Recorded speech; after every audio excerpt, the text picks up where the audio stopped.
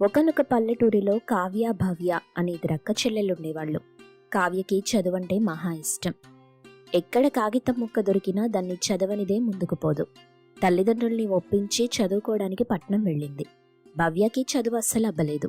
కావ్య ఎన్నోసార్లు చెప్పడానికి చూసింది, కానీ భవ్య కనీసం పుస్తకాల వైపు కూడా చూసేది కాదు.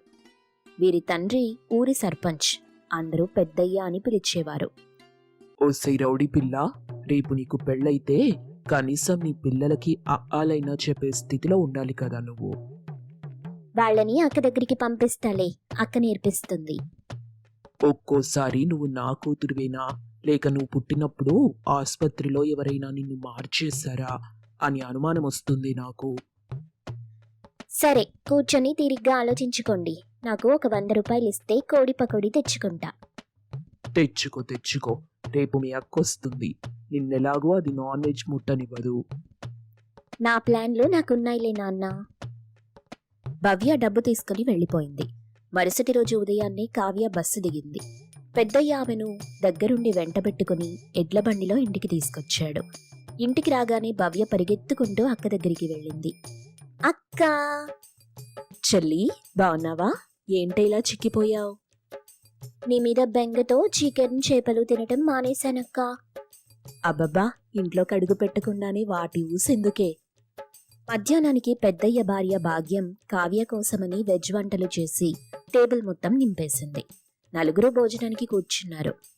కందిపొడి, కాకరకాయ వేపుడు, మునగాకు పప్పు, పాలకూర ఫ్రై. ఇంకా కొన్ని రోజులు నేను దీక్ష చేపడితే మంచిదేమో, కనీసం పుణ్యమైనా వస్తుంది. నిన్ననే కదే నెల రోజులకు సరిపడా చికెన్ తిన్నావు, ఒక్కరోజు కూడా గడవకుండానే నాలుక లాగేస్తుందా? అది నీలాంటి సామాన్యులకు అర్థం కాదులేమ్మా. భవ్య, మరీ అంతలా నాన్ వెజ్ తినటం మంచిది కాదు. ఎన్నిసార్లు చెప్పినా వినిపించుకోవు నువ్వు. మరి నన్ను కూడా ఈ గడ్డి నమలమంటావా? గుమ్మం దగ్గర కూర్చొని నెమరేసుకుంటూ ఉంటాను. ఇదివరకటిలా మనకు నాణ్యమైన సరుకు లభించట్లేదు. నాలుక లాగేస్తుందని కక్కుర్తి పడితే జబ్బులు కూడా ఫ్రీగా వస్తున్నాయి. కోళ్లకి ఇంజెక్షన్లు, గుడ్లకు ఇంజెక్షన్లు, చేపలకు ఇంజెక్షన్లు. మరి ఆకుకూరలు, కూరగాయలకు కూడా చేస్తున్నారు ఇంజెక్షన్లు. చికెన్ గున్యా లాంటివి నాన్ వెజ్ ద్వారానే వస్తాయి, కూరగాయల నుండి కాదు. నాకు రాలేదుగా. వచ్చే వరకు నిర్లక్ష్యంగా ఉంటావా? అయినా అవి కూడా ప్రాణులే కదా, అలా ఎలా చంపేస్తారు?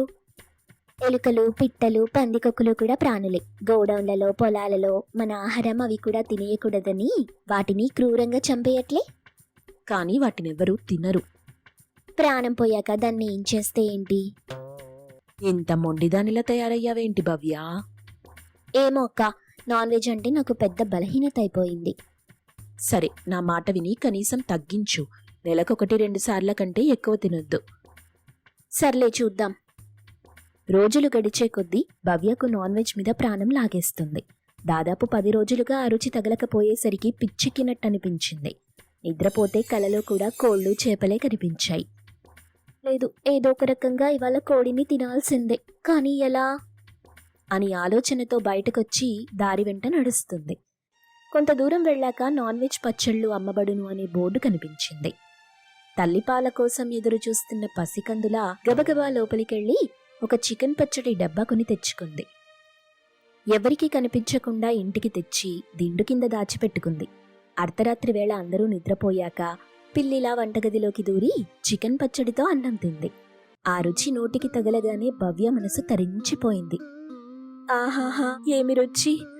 నా ఈ జన్మ ధన్యమైపోయిందంతే. ఇక భవ్య 4 రోజులు ఎవ్వరికీ అనుమానం రాకుండా రాత్రుళ్ళు తన తృప్తి తీరా చికెన్ తినేది. క్రియను దాయగలం గాని దాని ఫలితాన్ని దాయలేం కదా. వారం తిరిగేసరికి భవ్య జ్వరంతో మంచన పడింది. అదేం జ్వరమో తెలియక కంగారుపడి పెద్దయ్య, కావ్య భవ్యని ఆసుపత్రికి తీసుకెళ్లారు. కలుషితమైన ఆహారం తినడం వల్ల భవ్యకి టైఫాయిడ్ వచ్చిందని చెప్పారు డాక్టర్. అదేంటి నాన్న, నేనొచ్చినప్పటి నుండి చెల్లి నేను తినే ఆహారమే తింటుంది కదా, పైగా బయట తినుబండారాలు కూడా తినలేదు, నాన్ వెజ్ అస్సలే ముట్టలేదు, మరి చెల్లికి జ్వరమేంటి? ఏమో తల్లి, నాకు అర్థం కాలేదు. చలాకీగా ఉండే పిల్ల నీరసంగా మంచాన పడుంటే చూడలేకపోతున్నాను. చెల్లి, నిజం చెప్పు, నువ్వు మాకు తెలియకుండా ఏమైనా తిన్నావా? అది అది ఉండబట్టలేక వారం క్రితం చికెన్ పచ్చడి తెచ్చుకొని ఓ 4 రోజులు తిన్నాను. అయ్యో పిచ్చిదానా, నీకు కావాలంటే మీ అమ్మ ఇంట్లోనే చేసి పెట్టేది కదా. బయట నుండి తెచ్చుకొని దొంగతనంగా తినాల్సిన పనేముంది? సర్లే నాన్న, నా గురించి ఆలోచించి చెల్లిలా చేసింది, తననేమనకండి. ఇంతకీ నువ్వా పచ్చడి కొన్నదెక్కడా? భవ్య తండ్రికి అడ్రస్ చెప్పింది. పెద్దయ్య వెంటనే బయలుదేరి అక్కడికెళ్ళాడు. ఎవరికీ తెలియకుండా ఆ పచ్చళ్ళు తయారు చేసే ఇంటి కిటికీలో నుండి చూడగా అసహ్యకరమైన దృశ్యం కనిపించింది. వాళ్ళు శుభ్రం చేయకుండా కోళ్లని పరీక్షించకుండా పచ్చళ్ళు పెడుతున్నారు. పెద్దయ్య వెంటనే లోపలికెళ్లి వాళ్ల మీద అరిచాడు. ఆగండి, మీకు అసలు బుద్ధుందా? చిన్నవాళ్ల నుండి పెద్దవాళ్ల దాకా తింటున్నారు వీటిని. ఇలాగేనా మీరు చేసి పెట్టేది? అయ్యా క్షమించండి, దయచేసి ఈ విషయం ఎవరికీ చెప్పకండి. ఇవాళ నా కూతురు జబ్బు పడింది, రేపు ఇంకొంతమంది. నిన్నిప్పుడు ఆపకపోతే ప్రమాదం. మర్యాదగా వీటన్నింటినీ చెత్తకుండిలో పడేసిరా. ఇక నుండి నువ్వు ఈ వ్యాపారం చేయడానికి వీల్లేదు. పెద్దయ్య ఆవేశంగా చెప్పేసి బయటకొచ్చాడు. అప్పటికే చుట్టూ పోగుబడ్డ జనం వ్యాపారిని అసహ్యంగా చూశారు. వ్యాపారి ఇంక చేసేదేం లేక తన కల్తీ సరుకు అంతటినీ బయటపడేశాడు. భవ్య కోలుకోవడానికి చాలా సమయం పట్టింది. కావ్య చెల్లిని ఎంతో శ్రద్ధగా చూసుకుంది. పెద్దయ్య ఇదే అవకాశంగా భావించి ఊరంతా తిరిగి కల్తీ ఆహారం తయారవుతున్న చోటుకి వెళ్లి జనాలతో దండయాత్ర చేశాడు. చెల్లి, నిన్ను మొత్తానికి మానేసేయని నేను చెప్పను, కానీ ఏదైనా మితంగా తీసుకోవటం ముఖ్యం. బయట తిండి అస్సలు అలవాటు చేసుకోకు. అవసరమైతే అమ్మే నేర్చుకొని నీకు శుభ్రంగా చేసి పెడుతుంది. నా మాట విని ఒక్క 2 నెలలు పూర్తిగా శాకాహారం మీద ఆధారపడు. నేను నీకు సాయం చేస్తాను. అలాగే అక్క, నా వరకు వస్తే గాని నొప్పి తెలియలేదు నాకు. భవ్య అక్క చెప్పినట్టుగా 2 నెలలు తన ఆరాటాన్ని చంపుకొని మరీ శాకాహారానికి అలవాటు పడింది. నిజానికి ఆమెకు మాంసాహారంపై మునుపటి ఇష్టం కూడా లేదు. అయితే కావ్యకి చెల్లి అన్న మాటలు గుర్తొచ్చాయి. నిజమే, కూరగాయలకు ఆకుకూరలకు కూడా మందులు తప్పట్లేదు. అవి కూడా ప్రమాదమే. ఒక పని చేస్తే ఇంట్లో కొన్ని కూరగాయల ముక్కలు వేస్తే అప్పుడైనా మంచి ఆహారం లభిస్తుంది కదా. అనుకున్నదే తడవుగా కావ్య ఏవేవో గింజలు తెచ్చి ఇంటి చుట్టూ వేసింది. కొన్నాళ్లకు రకరకాల మొక్కలు పెరిగి చక్కని కూరగాయలు కాయటం మొదలెట్టాయి. అక్క, భలే పెంచావే మొక్కలు. నేను పట్నం వెళ్ళిపోతే నువ్వే చూసుకోవాలి మరి. అలాగే, తప్పకుండా. ఇంతలో పెద్దయ్య 2 కోళ్లతో ఇంటికొచ్చాడు. వాటిని మొక్కల్లో వదిలిపెట్టాడు. ఇదేంటి నాన్న, కోళ్లు తెచ్చావు? నువ్వు మళ్ళీ బయటకి వెళ్ళి అడ్డమైనవి తినే బదులు ఇంట్లోనే పెంచితే నీకు కావలసినప్పుడు కోసి మీ అమ్మ చేసి పెడుతుంది. నాకంత ఆరాటం ఏం లేదు నాన్న. పైగా ఇంట్లో పెంచుకున్న వాటిని నేను చూస్తూ చంపలేను. అవును తల్లి, కుక్కలు పిల్లులే కాదు, కోళ్లు కూడా మంచి పెంపుడు జంతువులు. వాటికి కొన్ని నూకలేస్తే చాలు, నీ వెనకాలే తిరుగుతాయి. ఎప్పుడూ పెంపుడు జంతువులు ఎరుగని భవ్య కోళ్లని చూసి ముచ్చటపడింది. ఆ మరుసటి రోజు కావ్య పట్నానికెళ్లిపోయింది. భవ్య ఉదయాన్నే లేచి మొక్కలకు నీళ్లు పెట్టటం, కోళ్లకు మేత వేయటం నేర్చుకుని భవ్య ఎక్కడికెళ్తే ఆ కోళ్లు 2 భవ్య వెంటే ఉండేవి. భవ్య వాటిని జాగ్రత్తగా పెంచుతూ కొద్ది కాలంలోనే 2 కోళ్లని కాస్త 20 కోళ్లను చేసింది. ఇక ఆ మొక్కలు కోళ్లే భవ్యకి ప్రపంచమైపోయాయి. ఇల్లంతా నందనవనమైపోయింది. చీకటి పడుతుండగా పెళ్లిడొచ్చిన యమున ఖాళీ పూలబుట్ట నెత్తిన పెట్టుకుని ఇంటికొచ్చింది. అప్పుడు ఇంటి ముందు తల్లి శారద కట్టెలు కొడుతూ ఉంది. అయ్యో అమ్మా, ఎందుకిప్పుడు కట్టెలు కొడుతున్నావు? నేను కొట్టిన కట్టెలు మనకు ఇంకో 2 రోజుల వరకు వస్తాయి కదా. వస్తాయి తల్లి, కాకపోతే ఇంటి దగ్గర ఖాళీగా ఉండడంతో ఏమీ తోచట్లేదు. అందుకే ఇలా కట్టెలు కొడుతున్నాను. నువ్విలా పని చేయాల్సిన అవసరం లేదు కదమ్మా. పూలమ్ముతూ నేను, టౌన్కెళ్ళి జాబ్ చేస్తూ అక్క, ఇద్దరం 2 చేతులతో సంపాదిస్తున్నాం కదా. ఇంకా నీకీ పనులెందుకు చెప్పు అని యమున అడుగుతుండగా తన అక్క విజయ జాబ్ చేసుకుని ఇంటికొచ్చింది. వచ్చావా తల్లి?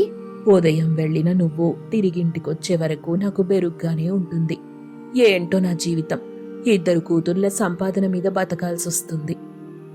అమ్మా, మేం చిన్నగా ఉన్నప్పుడు నాన్న మనల్ని వదిలిపెట్టి వెళ్ళిపోయాడు. నువ్వు మమ్మల్ని వద్దనుకోలేదు, కష్టము అనుకోలేదు, భారం అనుకోలేదు, బాధ్యత అనుకున్నావు, బంధం అనుకున్నావు. రాత్రి పగలు కష్టపడి మమ్మల్ని ఇంత వాళ్ళని చేశావు. ఇప్పుడు కూడా నువ్వు కష్టపడడం ఎందుకు చెప్పు? నేను అదే అంటున్నానక్క, కానీ అమ్మ వినిపించుకోవట్లేదు. చెల్లి, అమ్మెందుకు వినిపించుకోవటం లేదో నేను చెప్పనా? చెప్పక్క, ఎందుకు వినిపించుకోవట్లేదు? చెల్లి, అమ్మ మనసు, శరీరం కాయ కష్టానికి అలవాటు పడ్డాయి కదా. కష్టం లేకపోవడంతో అమ్మ మనసు కుదురుగా ఉండటం లేదు. శరీరం ఒక చోట నిదానంగా ఉండనివ్వటం లేదు. అంతే కదమ్మా? అంతే తల్లి, ఇద్దరికీ పెళ్ళిడొచ్చింది. పెళ్ళిళ్ళు చెయ్యాలి. పెళ్లి గురించి మళ్ళీ మొదలెట్టావా? అక్క, పూలమ్మడం కోసం ఊరంతా తిరిగి బాగా చెమట పట్టేసింది. నేను స్నానం చేసుకుని వస్తాను. అమ్మ పెళ్లిగోలు అయిపోయాక నువ్వు అమ్మని తీసుకుని ఇంట్లోకెళ్ళు అని వెళ్ళిపోతుంది. విజయ తల్లి శారదని తీసుకుని ఇంట్లోకెళ్ళింది. అలా రోజులు గడుస్తున్నాయి. తల్లి శారద ఇంటి దగ్గరుంటూ కూతుర్లకి చక్కగా వంట చేసి పెడుతూ ఉంటుంది. తన పెద్ద కూతురు విజయ బుద్ధిగా జాబ్ చేస్తూ వచ్చిన శాలరీ తీసుకొచ్చి తల్లికిస్తుంది. చిన్న కూతురు యమున రోజూ ఊరంతా తిరిగి పూలమ్ముతూ అలా వచ్చిన డబ్బుల్ని తల్లికిచ్చేది. శారద ఇంటి ఖర్చుల్ని చూసుకుని మిగతా డబ్బుల్ని ఇంట్లో ఉన్న చెక్కపెట్టెలో పెట్టేది. ఒక రోజున, అమ్మా, ఈ డబ్బు తీసుకో, ఈరోజు పూలమ్మగా వచ్చిన డబ్బులు అంటూ యమున ఇచ్చింది. ఎంతున్నాయి తల్లి? 1000 రూపాయలుంటాయి. వెళ్ళి చెక్కపెట్టెలో దాచిపెట్టు, లేదంటే ఎక్కడో పెట్టి మర్చిపోతావు. 2 రోజుల కిందట ఏం జరిగిందో గుర్తుంది కదా? చేసిన హేళన చాలు తల్లి, ఇప్పుడే వెళ్ళి పెట్టెలో పెడతాన్లే అని శారద చెక్కపెట్టె దగ్గరికొచ్చి చూసింది. పెట్టెలో ఉండాల్సిన డబ్బు లేదు. కంగారు పడుతూ మళ్ళీ మళ్ళీ చూసింది. పెట్టెలో డబ్బు కనిపించలేదు. కంగారుగా, యమునా, యమునా, పెట్టె దగ్గరికి రా తల్లి, పెట్టెలో పెట్టిన డబ్బులు కనిపించట్లేదు అని ఏడుస్తూ చెప్తుండగా యమున పరుగున పెట్టె దగ్గరికొచ్చింది. పెట్టెలో చూసింది. ఎక్కడా డబ్బు లేదు. కాని ఒక ఉత్తరం మాత్రం కనిపించింది. యమున ఆ ఉత్తరాన్ని చదివింది. అమ్మా, చెల్లి, ఇంట్లో ఉన్న డబ్బు తీసుకుని శేఖర్తో కలిసి దుర్గమ్మ గుడికి వెళ్తున్నాను. అక్కడ నేను శేఖర్ ఇద్దరం పెళ్లి చేసుకుని 2 రోజుల తర్వాత తిరిగొస్తాం. మీరు కంగారు పడకండి, ధైర్యంగా ఉండండి. ఇట్లు మీ విజయ అంటూ చదివింది. శారద కన్నీళ్లు పెడుతూ, నా పెంపకంలో పెరిగిన కూతురు ఇలా చేస్తుందనుకోలేదు. ఇప్పుడు ఊరంతా తెలుస్తుంది. అందరూ ఏమనుకుంటారో ఏంటో. అమ్మా, ఊరైనా చుట్టాలైనా ఎవరైనా ఆపదలో ఉన్నప్పుడు సాయం చేయడానికి ముందుకు రారు. ఇలాంటి విషయంలో ముందుకొచ్చే వాళ్ల గురించి, వాళ్లనే మాటల గురించి మనం పట్టించుకోవద్దు. బాధపడద్దు. 2 రోజుల్లో అక్క పెళ్లి చేసుకొనొస్తానని చెప్పింది కదా. మీకు లోకం పోకడ గురించి తెలీదు తల్లి. తెలుసుకోవలసిన అవసరం లేదు. పద, అన్నం తిందాం, నాకు ఆకలిగా ఉంది అని యమున పెరట్లోకి వెళ్తుంది. శారద తినడానికి కింద అన్నం సిద్ధం చేస్తుంది. యమున కూర్చొని అన్నం తింటుంది. శారద మాత్రం మౌనంగా కన్నీళ్లు పెట్టుకుంటుంది. యమున ఆ కన్నీళ్లు చూసి కూడా ఏం మాట్లాడకుండా అన్నం తింటూ ఉంది. శారద అలా ఏడుస్తూనే ఉంది. యమున మంచంలో పడుకుంది. సమయం గడిచిపోతూ ఉంది. 2 రోజుల తరువాత, యమునా, ఈరోజు అక్క వస్తానని చెప్పింది కదా, ఇంకా రావట్లేదు? అలా కంగారు పడకమ్మా అని చెప్తుండగా ఒక కారొచ్చాగింది. విజయ, శేఖర్ ఇద్దరూ కారు దిగారు. విజయ శేఖర్కి తన వాళ్లని పరిచయం చేసింది. శారద తన పెద్ద కూతురు డబ్బున్న ఇంటికి కోడలిగా వెళ్లి సుఖపడుతుందని తెలిసి సంతోషిస్తుంది. కాసేపు మాట్లాడి వాళ్ళుండే అడ్రస్ చెప్పి కారులో వెళ్లిపోయారు. శారద, యమున సంతోషంగా మాట్లాడుకుంటూ ఉండగా పక్కూళ్ళో ఉండే పెద్దయ్య, అతని భార్య సుభద్ర, కొడుకు గోవిందుని తీసుకుని వచ్చారు. శారద వాళ్లతో మాట్లాడి తన చిన్న కూతురు యమునని చూసుకోవడానికి వచ్చారని తెలిసి చాలా సంబరపడింది. ఇంట్లోకి తీసుకెళ్లి చెయ్యాల్సిన మర్యాదలు చేసింది. యమున టీ పెట్టి అందరికీ ఇచ్చింది. ఇలా చూడు చెల్లెమ్మా, యమున మాకు నచ్చింది. మా పిల్లాడు మీకు నచ్చితే ఉన్నంతలో పెళ్లి చేద్దాం. అన్నయ్య, గోవిందు కూడా మాకు నచ్చాడు. కాకపోతే యమున మీద డబ్బేం సంపాదించలేదు. ఖర్చు మొత్తం పెట్టుకుని యమునను మీ ఇంటికి తీసుకెళ్ళు. నేను కాలం చేసిన తరువాత ఈ ఇల్లు అమ్ముకొని ఆ డబ్బు తీసుకోండి అన్నయ్యా. అమ్మా, ఏంటా మాటలు? అయ్యా, నేనిప్పుడే పెళ్లి చేసుకోను. అది అలాగే అంటుందన్నయ్యా. యమున మాటలేం పట్టించుకోవద్దు, పెళ్లి చేసేద్దాం అని శారద చెప్పగానే పెద్దయ్య కుటుంబం ఒప్పుకుంది. ఉన్నంతలో యమున, గోవిందుల పెళ్లవుతుంది. అప్పగింతల సమయం. యమున కన్నీళ్లతో, అమ్మా, నేను నా అత్తగారింటికి వెళ్తున్నాను. నువ్వు జాగ్రత్తగా ఉంటావు కదా? ఉంటాను తల్లి, జాగ్రత్తగా ఉంటాను, మంచిగా ఉంటాను.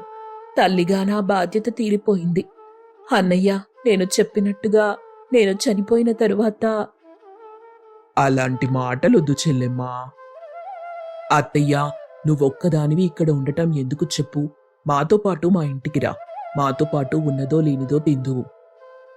ఆ మాటన్నావు చాలు బాబు. ఇక నుండి నా కల్లుడైనా కొడుకైనా నువ్వే. ఇద్దరూ చక్కగా కాపురం చేసుకుంటూ సంతోషంగా ఉండండి, వెళ్ళండి అని ఆనందంగా కాపురానికి పంపిస్తుంది. యమున అత్తారింటికొచ్చింది. చక్కగా ఇంటి పని వంట పని చేసుకుంటూ పొలం పనులు చేసే అత్తామామలకు భర్తకి అన్నం తీసుకెళ్తూ ఉండేది. అలా రోజులు గడుస్తున్నాయి. పూలమ్ముకుంటూ జీవించే శారదకి పెద్ద కూతురు విజయని చూడాలనిపించింది. ప్రేమగా విజయకి ఇష్టమైన లడ్డూలు చేసింది. నా పెద్ద కూతురు నా చేతి వంట తినక చాలా రోజులైంది. ఈ లడ్డూలు చూడగానే ప్రేమగా సంతోషంగా తీసుకుని చకచకా తింటూనే ఉంటుంది అని మురిసిపోతూ ఒక డబ్బా నిండా లడ్డూలు పెట్టుకుని ఒక పెద్ద ఇంటికి వెళ్ళింది. అక్కడ రిచ్గా ఉన్న తన కూతురు విజయని చూసి పొంగిపోయింది. విజయ మాత్రం శారద తల్లి అని మరిచిపోయి తన డబ్బు పొగరు చూపించింది. ఏంటమ్మా ఇది? మా ఇంట్లో ఉండే పనివాళ్లు కూడా మంచి మంచి చీరలు కట్టుకుంటారు, ఒక్క మంచి చీర కూడా లేదా నీ ముఖానికి? అని తన పెద్ద కూతురు అనగానే శారద మనస్సు ముక్కలైపోయింది. కన్నీళ్లు గంగలా పొంగుతూ కారుతున్నాయి. విజయ వాటిని చూసి పట్టించుకోలేదు. నన్ను చూసావు కదా, ఇక నుండి వెళ్ళు. మా అత్తయ్య గాని మావయ్య గాని చూశారంటే బావుండదు. ఒకవేళ చూసడిగితే పని కోసం వచ్చిందని చెప్పాల్సొస్తుంది. ఇక నుండి వెళ్ళిపో అని తల్లి శారదని నెట్టేస్తుంది. అంతే, శారద కింద పడుతుంది. తను పట్టుకున్న లడ్డూల డబ్బా కూడా కింద పడుతుంది. లడ్డూలన్నీ కింద పడిపోతాయి. దూరం నుండి ఇదంతా చూశాడు శేఖర్. ఎవరు విజయ? ఎవరో లడ్డూలు అమ్ముకునే ఆవిడండి, ఇంట్లోకొచ్చి కొనమని బ్రతిమాలుతుంది అని చెప్పి వెళ్ళిపోయింది. శారద కింద పడిన లడ్డూలు తీసుకుని ఏడుస్తూ అతి కష్టం మీద ప్రాణం లేని జీవంలా తన ఇంటికొచ్చింది. అప్పటికే తన ఇంటి దగ్గర చిన్న కూతురు యమున, చిన్నల్లుడు గోవిందున్నారు. వాళ్ళని చూసి తన కన్నీళ్లు తుడుచుకుంది. అమ్మ యమున, ఎప్పుడొచ్చారు బాబు? అమ్మ నాన్న ఎలా ఉన్నారు? నువ్వెక్కడికెళ్ళావమ్మా? అక్క దగ్గరికి వెళ్ళాను తల్లి. పెద్ద ఇంట్లో మహారాణిలాగా ఉంది. నన్ను చూడగానే కన్నీళ్లు పెట్టుకుంది. నన్ను కౌగిలించుకుంది. నేను తీసుకెళ్లిన లడ్డూలను ఎంతో ఇష్టంగా తిని మిగిలినవి చెల్లికి పంపించమ్మా అని చెప్పింది. చూసావా అమ్మా, అక్క పెద్దింటి కోడలైనా ఏం మారలేదు. అవును తల్లి, అక్క అని చెప్తుంటే గోవిందు కల్పించుకొని, అత్తయ్య, మన ఇంటికి వెళ్దాం పదండి. అక్కడ మన కోసం నాన్న వాళ్ళు. అవునమ్మా, అసలు మేమొచ్చిన విషయమే మర్చిపోయాం. ఇంటి దగ్గర మావయ్య వాళ్ళు మన కోసం చూస్తుంటారు. నిన్ను తీసుకురమ్మని పంపించారు. తయారవ్వు, మా అత్తారింటికెళ్దాం. మీ అత్తారింటికి నేనెందుకు తల్లి? అమ్మా, అత్తయ్య వాళ్ళు మొదటిసారిగా సొంత పొలంలో అలుకు చేస్తున్నారు. అందరముంటే బాగుంటుందని నిన్ను తీసుకురమ్మని చెప్పారు. అక్కకి ఫోన్ చేస్తే వీలు కాదని చెప్పిందంట. అవును తల్లి, అక్కిప్పుడు చాలా ఎత్తుకెదిగిపోయింది. పదండి వెళ్దాం అని చెప్పి శారదని తీసుకుని తన అత్తారింటికొచ్చింది యమున. పలకరింపులయ్యాక అందరూ కలిసి పొలం దగ్గరికెళ్లారు. సంతోషంగా అలుగు చేస్తారు. తర్వాత అందరూ కూర్చొని మాట్లాడుకుంటూ నచ్చింది చేసుకుని తింటూ ఆనందంగా ఉంటారు. కూతురు యమున, అల్లుడు గోవిందు శారదని చాలా ప్రేమగా చూసుకుంటారు. ఆ ప్రేమకి శారద అక్కడే ఉంటూ, ఇద్దరూ నా కూతుర్లే, కానీ ఒక కూతురుకు డబ్బు పొగరొచ్చింది, మరొక కూతురుకు మమకారం ఎక్కువైంది.